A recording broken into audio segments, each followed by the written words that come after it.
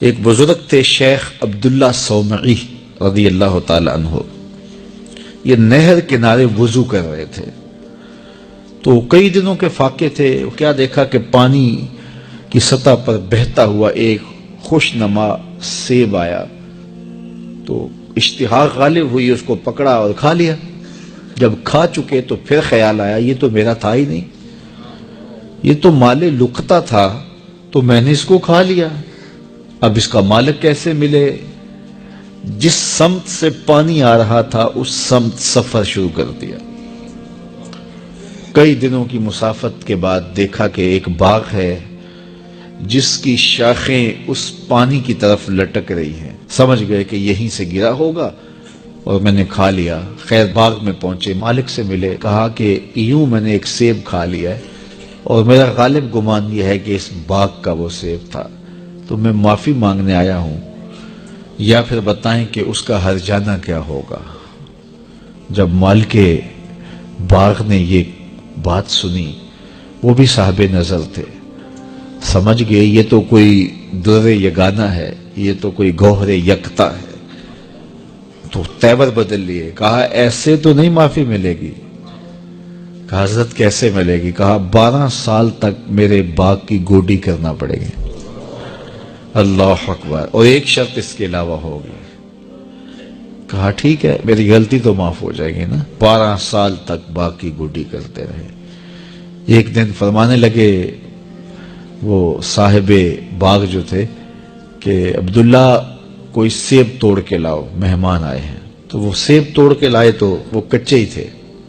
تو کہا تم 12 سال ہو گئے ہو سیبوں کے باغ میں رہتے ہوئے، تمہیں پتہ نہیں کہ کچے سیب اور پکے سیب کیسے ہوتے ہیں؟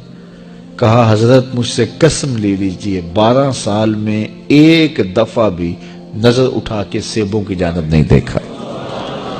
ایک سیب کھایا تھا، میں تو اس کی سزا بھگت رہا ہوں، میں تو گوڈی کرتا ہوں، اوپر کبھی نظر بھی میں نے نہیں اٹھائی.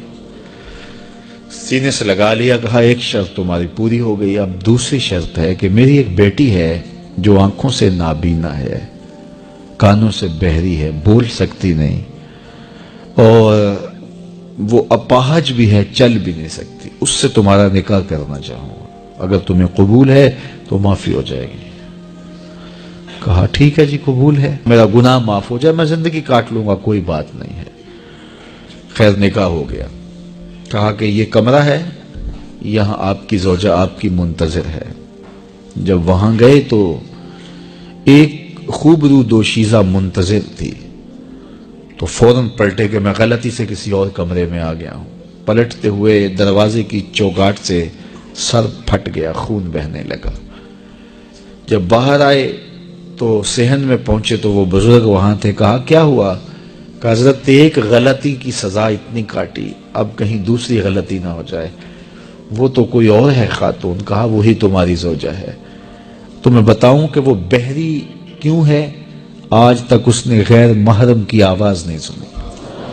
تو میں بتاؤں کہ وہ بول کیوں نہیں سکتی؟ آج تک اس نے غیر محرم سے کلام نہیں کیا. اندھی اس طرح ہے، آج تک اس نے غیر محرم کو نہیں دیکھا. اور اپاہج جس طرح ہے، چل کے کبھی گھر کی دہلیز سے گئی نہیں ہے. تو اس خاتون اور حضرت عبداللہ صومعی کا جب نکاح ہوا اور پھر ان سے اللہ نے ان کو ایک بچہ دیا جس کا نام ہے الشیخ عبد القادر جیلانی. جب ماں باپ اس طرح کے ہوں تو بیٹے اس طرح کے ہی ہوتے ہیں. باپ کا لقمہ پاک اور ماں اپنی آبرو کی کیسی محافظہ. پھر در یگانہ اور گوہر یکتا جو پیدا ہوتا ہے وہ دین کی احیاء کرنے والا ہے، دین کی مردہ قدروں کو نئی زندگی دینے والا ہے. حضرت ملا علی قاری لکھتے ہیں کہ حضور غوث اعظم جب مجلس واعظ کرنے بیٹھتے تو 70 ہزار کا اجتماع آپ کے مجمع میں ہوتا، اور عمومی طور پہ اللہ کی رحمتوں کے حوالے سے بات کرتے. اور جس دن آپ اللہ کے قہر، غضب اور جلال کی بات کرتے کئی جنازے اٹھتے. یہ آپ کی گفتگو کے اندر عصر کا رنگ اور شیرینی تھی. اللہ اکبر. تو باپ دیکھیے کہ رزق کے معاملے میں کتنا محتاط ہے، اور ماں دیکھیے اپنی عصمت کی کتنی حفاظت کرنے والی ہے۔ مائیں بچوں کی تربیت کرتی ہیں، ماؤں کے طریقے سے، ماؤں کے ذریعے سے پاکیزہ صفت بچے جنم لیتے ہیں، تو لہٰذا ماؤں کو اچھی تربیت کا حامل ہونا چاہیے تاکہ وہ آگے اچھی تربیت خود کر سکے۔ حضور علیہ السلام کے فرامین میں سے ایک انتہائی اہم فرمان ہے، ان الحلال بین و ان الحرام بین۔ حلال بھی واضح ہے اور حرام بھی واضح۔ حلال اور حرام کے درمیان کچھ چیزیں شبہ والی ہیں، لا یعلمہن کثیر من الناس، زیادہ لوگ ان کو جانتے نہیں۔ جو شبہ والی چیزوں میں پڑ گیا وہ حرام میں پڑ گیا۔ ہمیں اگر پتہ چلے کہ فلاں ہوٹل میں جو کھانا ملتا ہے اس میں کوئی ایسی چیز ہوتی ہے تو ہم اعراض کر جاتے ہیں، 2 قدم آگے چلے جاتے ہیں کہ ہم صحت کے ساتھ کھلواڑ نہیں کریں گے۔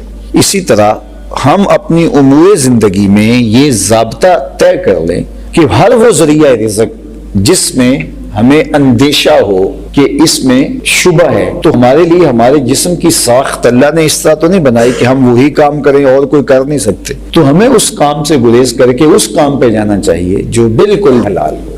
تو مشکوک کو بھی اختیار نہیں کرنا اور حرام سے تو مکمل اجتناب کرنا ہے، بلکہ بعض امور جائز بھی ہوتے ہیں لیکن وہ خلاف اولا ہوتے ہیں، اور خلاف اولا ہونے کی وجہ سے ان کو بھی ترک کر دیا جاتا ہے۔ صحابہ تابعین کو کہنے لگے کہ جن چیزوں کو تم معمولی سمجھ کے اختیار کرتے ہو، ہم ان چیزوں کو حضور کے دور میں مہلکات میں سے سمجھتے تھے کہ یہ چیزیں ہلاک کر دینے والی، اور ہم اس بات کا بہت زیادہ التزام کرتے تھے کہ اپنے معاملات کو بالکل صاف رکھا جائے۔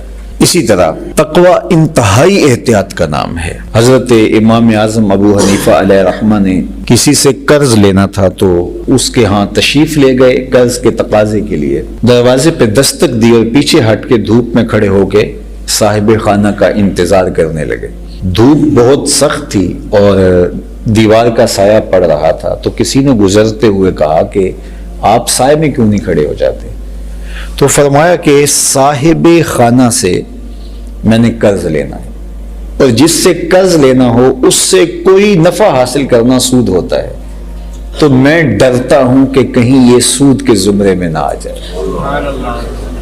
حالانکہ یہ اس قبیل کی چیز نہیں تھی، لیکن سکھلانے کے لیے یہ احتیاط۔ حضرت امام احمد بن حنبل، ان کے پاس ایک خاتون آئی مسئلہ پوچھنے کے لیے، میں سود کاٹتی ہوں اور بازار میں فروخت ہوتا ہے میرے ہاتھ کا کاٹا ہوا سود، اور کبھی ایسا ہوتا ہے کہ میں چاندنی راتوں میں سود کاٹ لیتی ہوں، اور اس طرح کبھی بادشاہ کی سواری گزرتی ہے تو آگے شمع لیے خادم چل رہے ہوتے ہیں تو ماحول میں روشنی بڑھ جاتی ہے، تو میں پھر وہاں بھی کاٹ لیتی ہوں۔ تو میں یہ پوچھنا ہے کہ وہ کاٹا ہوا سود جو بادشاہ کی سواری کے ساتھ چلتے ہوئے چراغوں کی روشنی میں کاٹا گیا ہوتا ہے، وہ میرے لیے کاٹنا جائز ہے؟ اور دوسرا کہ وہ رات کے جو چاندنی میں کاٹا گیا سوت اور دن کے اجالے میں جو کاٹا گیا سوت، اس کی کوالٹی میں تھوڑا سا فرق ہو سکتا ہے، اگرچہ میں کوشش کرتی ہوں، تو کیا میں اس کو مکس کر کے بیچ سکتی ہوں؟ تو امام احمد بن حنبل نے اس خاتون سے پوچھا کہ تمہارا تعارف کیا ہے؟ اس نے کہا کہ